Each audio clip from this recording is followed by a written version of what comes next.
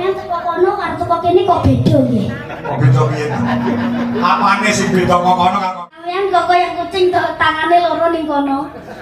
Wis gawok raimu kuwi. Biasane kan kucing nyakari kuwi to. Oh iya. Kono nggih. Guri kono, guri kono. Iya. Wakeh penontonnya. Iya, sampean karo mburi kene. Ingon nek ora sing delok. Yang kuat, kowe menjadi sinden sing mumbul bakal ke depannya. Jadi kaya Mbak Niken Salindri, almarhum Mega, kalih Mbak Lintang Kairo. Betul. Lagune waduh kuwi nggih, rada mundak titik. Oh iya, iya. Jare duit pikir kari. Combe. Combe. Ya. Combe, combe, combe, combe. Combe. Combe. Combe. Combe kok combe. Jenenge Pak Sutahan. Oh. Pak Sune ora tahan.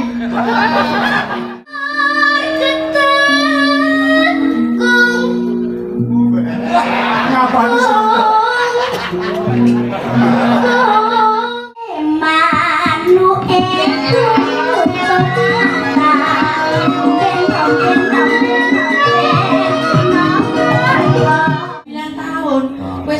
Ngapalke lagu, ngapalke gending, mudeng laras, mudeng wiromo, mudeng rasa, mudeng duit, Bek. Lama terus katon ejane. Yo, Pak. Monggo, para kanca semua tinduk gimana? Yo.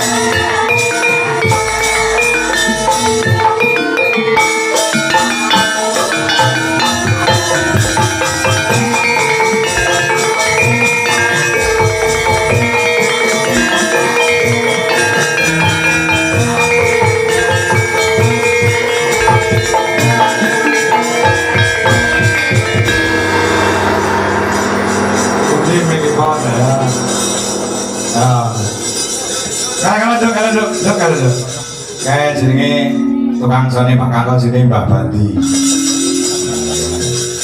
Wes ditutup wis muni dereng. Sampun. Oh sampun. Setiap kali berjumpa dengan Pak Kakak, kamu sudah menunjukkan kemajuan yang luar biasa. Nggih. Sampean juga iso pas kali lama iki ben ora pas lho sampean. Nggih lho. Pas saiki kok iso pas ngene lho. Sampean menyimak kok. Latihan kok. Ala kula ngasal kuwi. Ngasal kula dadi. Ngasal piye?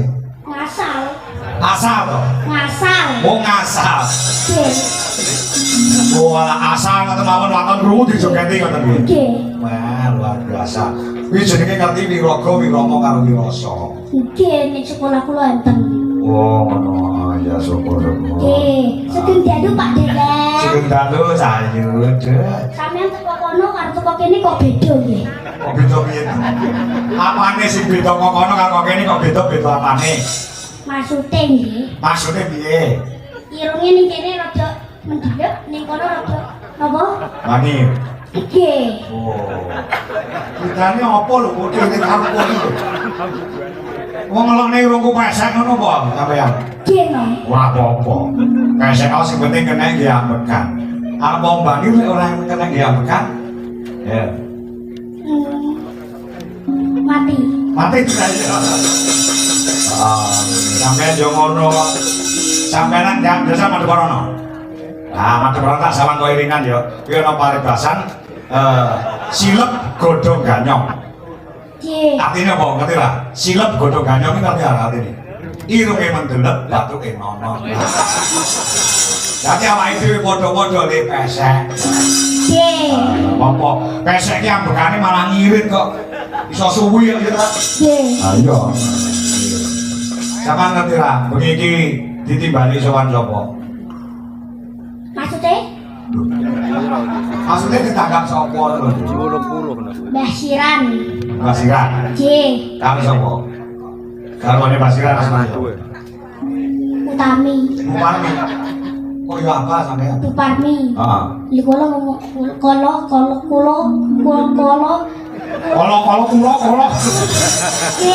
ngomongnya Utami ya. Oh, mau Utami gawe ya. Nggih. Mbah Parmi. Nggih, Mbah Parmi. Karo Mbah Siran. Mbah Siran. Wis ketemu karo beliaunya. Dereng, kula mboten ndelok teng pundi to. Lah piyane nang dalem mriku. Niku lho sing ngajeng niku lho. Niku lho nek piyane. Lah iya kampus sing ndi? Ayo lho. Masalah lho. Ah ya. Mbah Siran iki karo nusul sampeyan, kula sampeyan dadi timbali sowan kene.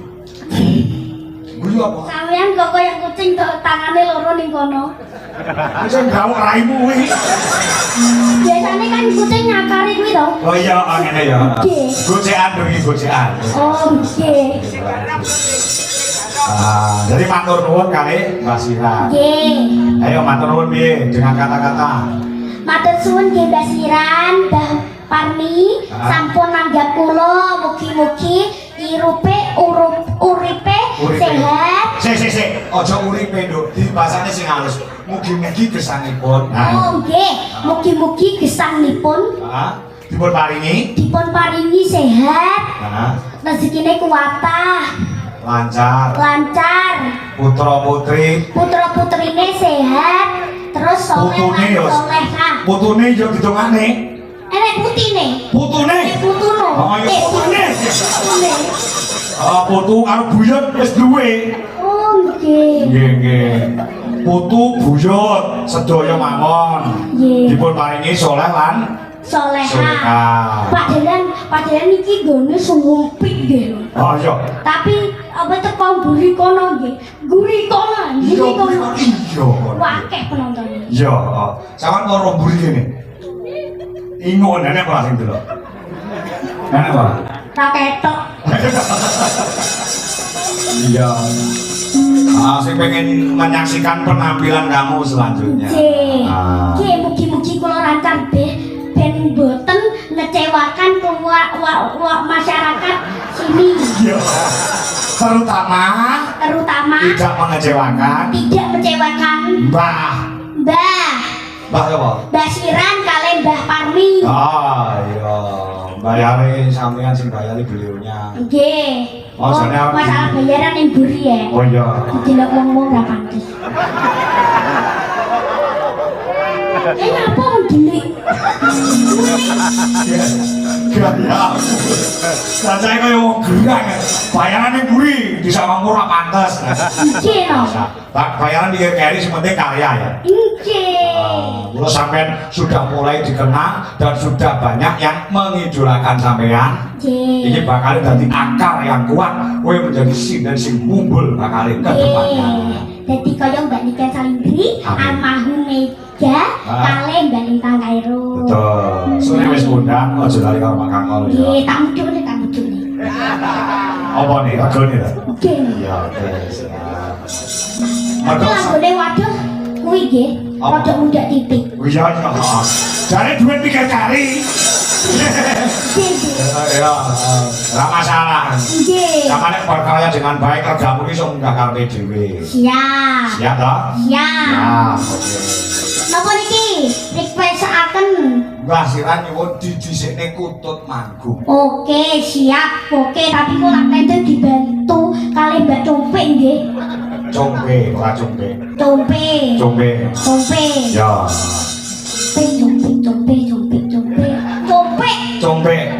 Combe kok combe. Nggih. Kutut manggung. Nggih, kutut manggung. Ya. Nggih. Nah, jajal kaya ngomong suaramu kok kutut manggung ya angel kok dibacoki kudu nyoklang ya. Nggih, sik kula mau ngasih ngelop untung bapakku kuwi. Sik kula mau kasih ngelop untuk Bapak Pak Pung. Pak Pung wae. Sing biasane ngepas kula teng TikTok niki. Weh, Pak Pung wae. Ya. Nggih. Maaf kamu jangan gelo ya malam hari ini Mas Kasih tidak hadir. Mboten napa-napa. Yang penting Pak Dodo hadir. Nggih. Tapi kula pomone Mas Kasih ra enten, Pak Dodo ra enten. Terus Diganteni sapa? Dikatanya Pak Pung ae. Lah apa meneh Pak Pung ra enten? Pak Pung enak dikatanya Mbah Tahan sing ngono. Sopo Mbah Tahan. ora tahan, Tahan. ora tahan. Jenenge Pak Sutahan. Oh, Pak Sune ora tahan. Iya. Sutahan iki ora pedhot, Nduk. Oh, nggih. Suwi luwe tahan ki rasa. Nggih, siap. Kota kuat bertahan. Nggih. Pengaruh bakal. Sik to, Mas Ferdi padahal kek kula putut manggung sing pertama teng Sambi Jejer niku lho. Hah? Iki mentole kok urung beres ya. Durung mari mandi yo dingoni kok, Nduk. Ora dimarani.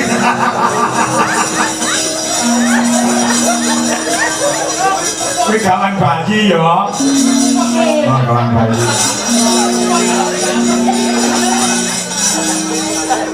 Wes kok kula tak nyanyi sik. Yo nyanyi yo. Larase Mas. Yo. Larase Mas. Nggih, saiki kula mboten ada saiki. Ora nada yo. Ada sing niku lho. Nada sing musik. Nggih. Nek gamelan larase. Nggih. Gamelan ki larase nek piro? Loro. Telu. Wis opo to? Slendro, Telok. telok, telok barang. Oh, nggih.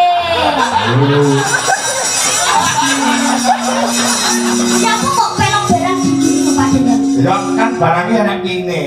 Oh, nggih. Jadi mas slendro karo pelok asline. Anjing sih padahal. Iya. Wayahe wis ngono ya. Nggih.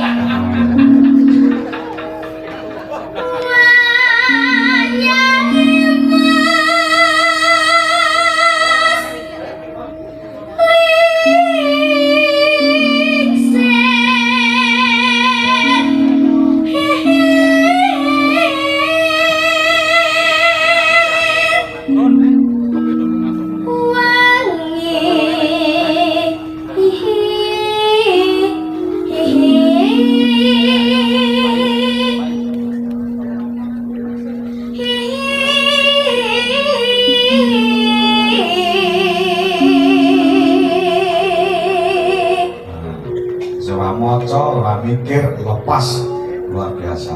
Kowe tapi kok ngarani bantu nggih? Batu, oke. Kurang nake.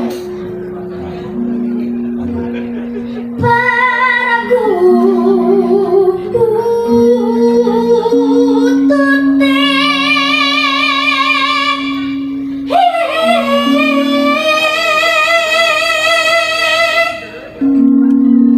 arso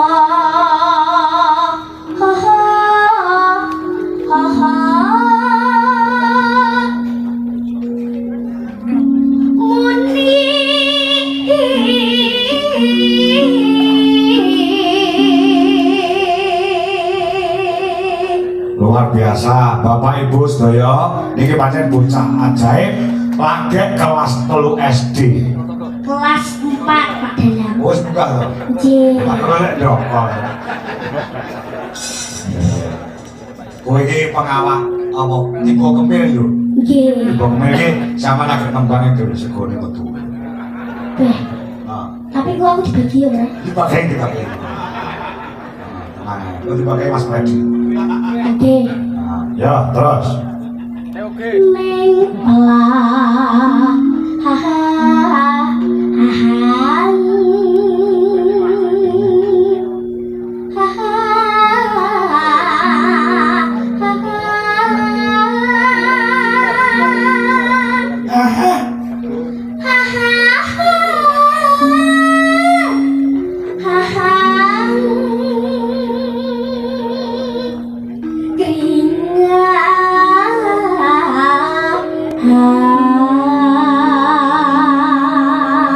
Kanca-kanca tepuk tangan Bandung Kimura luar biasa.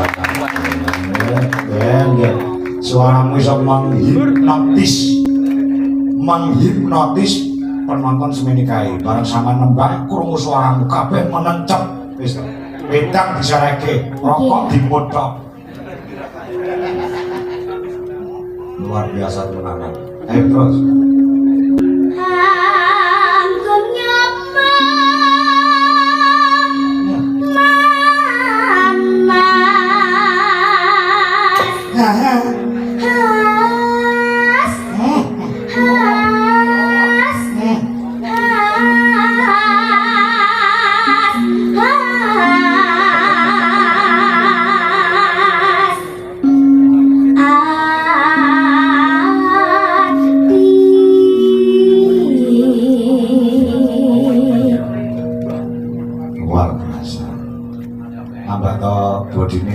Dangkal Jati. Suaranya luar biasa. Wah ngerti deh. Yo, Dangkal.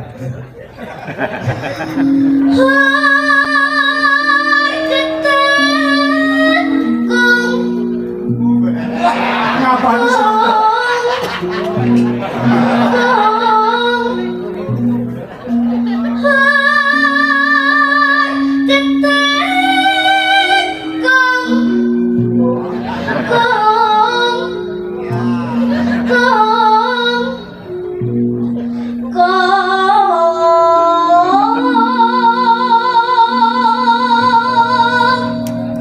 Sing sama nabanimu sapa?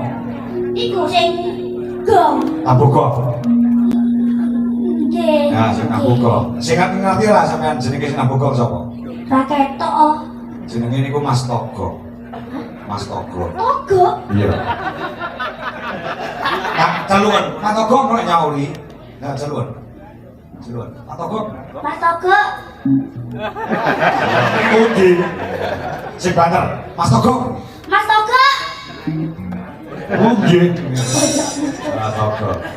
Ora ketok tuh masalahe yo ning nggon jero kok kan ora ketok. Nggih. Peteng. Wonge lemu apa kuru apa-apa. Lah ora ketok mergo ning jero kok wis peteng gek raine yo kuwi yo. Ora ketok. Iya. Ya. Monggo, monggo, monggo, monggo, monggo, monggo, monggo, monggo, alah monggo, monggo, kemangga, kemangga, mangga, monggo.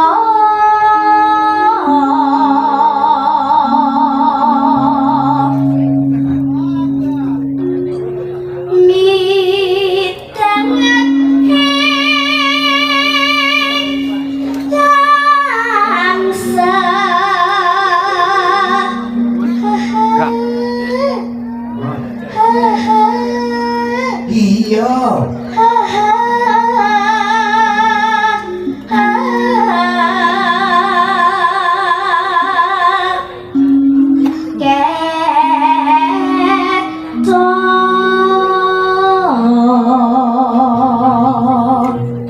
Jelas. Settinganku ya Pak. 20 taruh kuantitas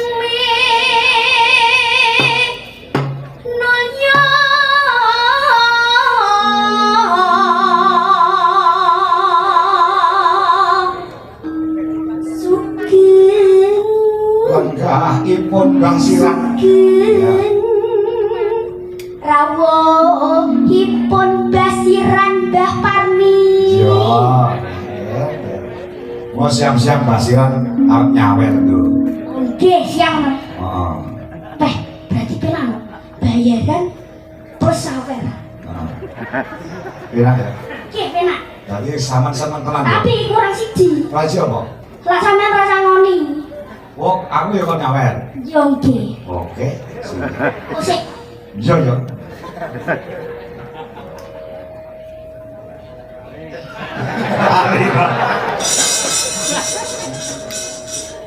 Sore sore yo yo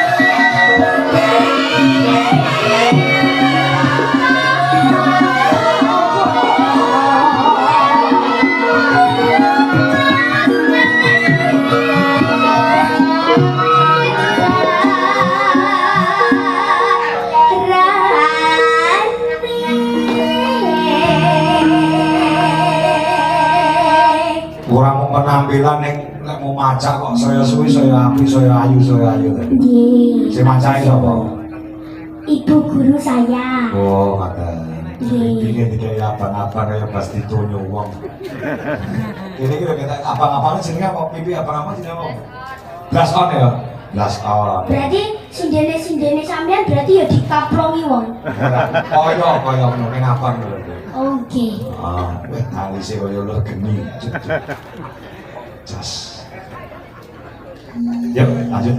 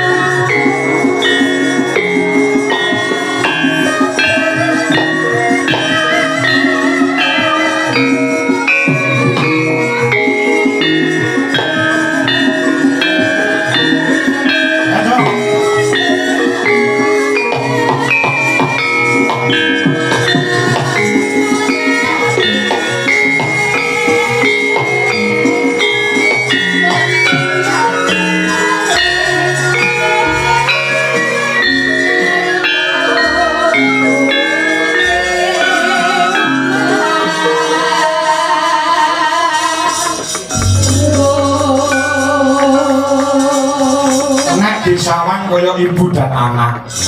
Ora. Kok iso ora? Kakak po, kakak adik po. Nggih, Pak, anak kula asline sementan iki. Oh, ngono. Ibu dan anak. Ya. Apa Mbak anu Kimora, awakmu kok ngefans banget karo Retno Cope ngopo? Ngomong ana karo kiai ini. Apa? Hah? Rasa grogi sayang. Nek kamu ngomongnya apa? Aku seneng nih. Kau nek ngomongmu elek skillmu tak ijak.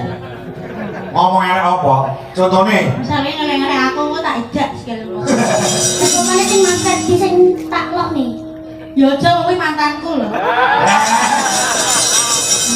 Ya pres. Ya pret ya. Ini luar biasa loh. Luar biasa ini. Luar biasa. Ah, Atasnya bocah. Pinten tahun dok? 10 tahun. 10 tahun. 9 tahun. Ah. Wes iso ngapalke lagu, ngapalke gending, mudeng laras, mudeng wiromo, mudeng rasa, mudeng duit, bek. Kuwi. Iya. Luar biasa, Pak. Kowe gelem ngakoni utawa ora, bayaranmu jek kayak Kimora timbang kowe. Iya ora? Ya ora kok, Pak. Mosok ternyata oke Kimora to. Oke Kimora. Ya Allah. Kimora ini 2 juta. Kowe piro? 250. Kowe sak klosone. Sak biwe. Serendah itu kah aku? Ini bukan apa-apa toh, Pak. Ya, ya. Yes. Sepenting dharma kabudayan. Ya dharma kabudayaan. Oke. Ya, maaf. Iki mau sampean arep nembang apa iki? Oh, Sing saka omah mok siapne arep nembang apa? kalau badhe nembang langgam kadung tresno bawa asmarandono slendro miring. Iya. Iya. Slendro nganggo miring. Nggih. Oh, iya iya. Engko nek enek salahe ge dibeneri karo Mbak Retno ya. Siap, Mergo iki senior, siap. senior. Sesepuh. Napa to kok ngefan? Ngefan apa sebare? Ngomong apa sayang? Mbak Retno cantik. Alhamdulillah. Terus bodine ya rada elek titik tapi yo.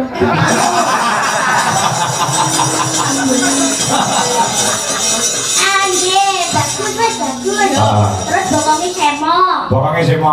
Nggih, terus kula nggih lak pomone klentu dibantu. Apian dok atine Mbak Retno. Nggih, terus teng sambi jajar kula dijak kare Mbak Retno niku. Dijak. Nggih. Oh, dijak nyandi. Ya teng sambi jajar niku sing Oh. sing nggih, sing keloro sing ketemu Pak Sadam, Sadar to. Pak Kangkong.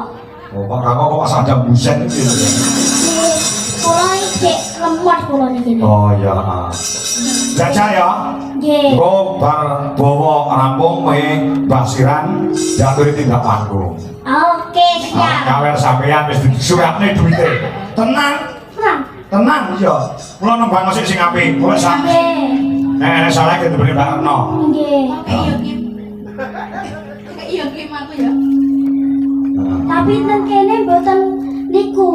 Kula sing kok niki jen wengi rumangsa rino napa wi? Lah sing Kuwi salah, atine salah kuwi. Kula sing rino wengi kuwi lho. ori nawengi. Nggih. Kita rasa ini. Ya. Hari nawengi jasa piye coba. Coba. Rino wengi dadi ati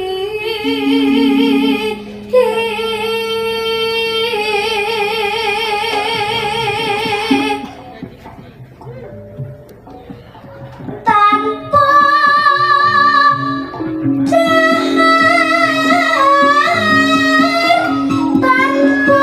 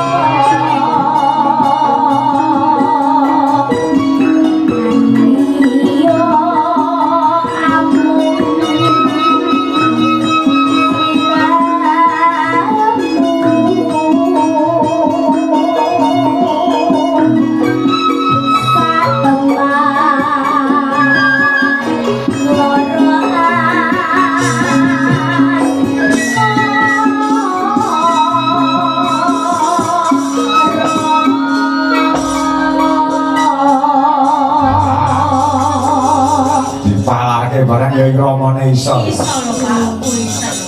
Pokoknya latihan ora dipalarke to. Nggih, Niku. biasa. Dipalarke mudeng ora? Dipalarke ngerti ora? Dipalatke niku napa? Dipalarke iki dikendani. Diiringi. Wah, Bawa Apa diiringi. mas? Kok iso ngono nggih, Pak? Kok iso ngono nggih? Iso. Iso. Jenenge dipalarke. Monggo Mbak Retno, Mbak Siran. Saya badhe tidak tanggung badhe nyawet Jogi Mora. Monggo. Kalian panjenengane Bapak Marianto sama Nyodi karo Pak Yoto, saya badhe tidak tanggung badhe nyawet Jogi Mora. Dipersilakan sareng Mbak. Monggo Mas Siran. Tuk.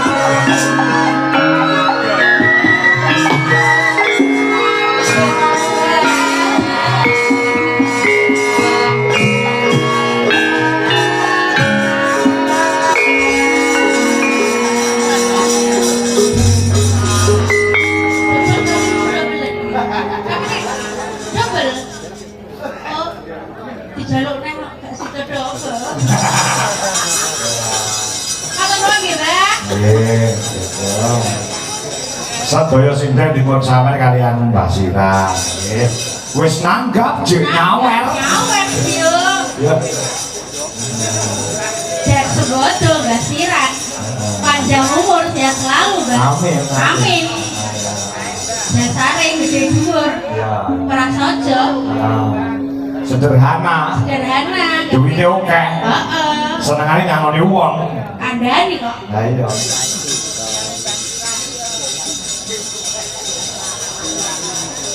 Matur suwun, Mbak Sira. Sukses kurang itu. Sukses kurang, Mbak. Modelannya apa? Wis to. Orang kamu tuh kalau udah make up, kamu tuh dikoreksi Mbak. Supaya ya. Dikoreksi piye? Kamu tuh kalau udah rapi-rapi gini, kalau umur-umur ndas itu jangan ini loh Kim, ojo sing ngalon-ngalon, ini beda udah dijogo. Setelah ini kamu harus belajar make up sendiri, biar kamu lebih bisa mandiri, ya. Wes sore aku dong. Kok ora arek? Orang Bogor. Dura arek malah. Urung kok dengan berjalannya waktu kok iso riasa Tapi dhewe. kan harus belajar dari Belajar. sekarang. Yo coba di atone kadung Krisna gentenan kali Mbak Retno nggih. Ya. Monggo. Nanu nino ya. Lamat terus katon ejane.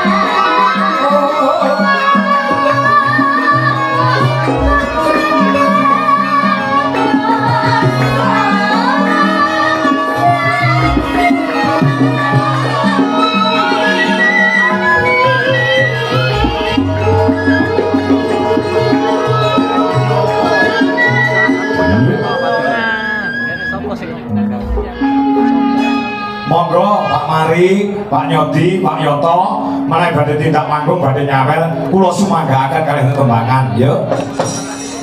Bacaan desa